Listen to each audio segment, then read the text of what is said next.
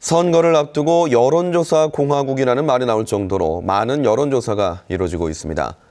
그런데 최근 선거 때마다 신뢰할 수 없는 여론조사 결과에다 불법 조사가 속출하는 등 부작용도 끊이질 않고 있습니다. 먼저 이대환 기자가 취재했습니다. 지난 1월 경남의 두 선거구에서 진행된 총선 예비 후보자 여론조사.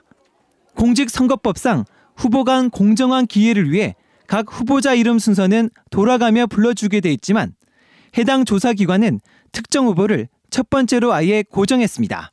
국회의원은 1번. 집계 과정에서도 문제가 드러났습니다.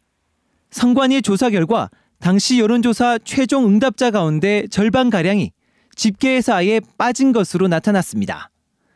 선관위는 모두 5건의 선거 기준을 어긴 사실을 적발하고 이 회사에 대해 과태료 1,300만 원을 부과했습니다. 이제 2심차 해놓은 상태거든요. 떨어뜨리고 하시면 될 것 같아요. 지난 2014년 지방선거 당시 경남의 한 경선 여론조사를 맡았던 한 회사. 당시 잘 모르겠다는 응답 가운데 43건을 특정 후보에 대한 지지로 둔갑시켜 지지율을 올린 사실이 선관위에 적발됐습니다. 결국 해당 회사 대표는 지난해 중순 대법원에서 유죄 판결을 받았습니다. 여론조사 기관이 마음먹기 시작해서 얼마든지 조작 가능합니다. 데이터를 조작하는 게 아니고 어떤 식으로 한다는 결과를 어떻게든 만들 수 있어요.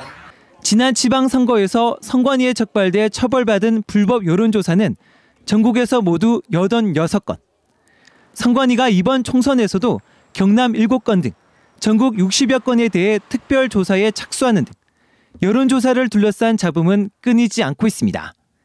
KBS 뉴스 이단입니다.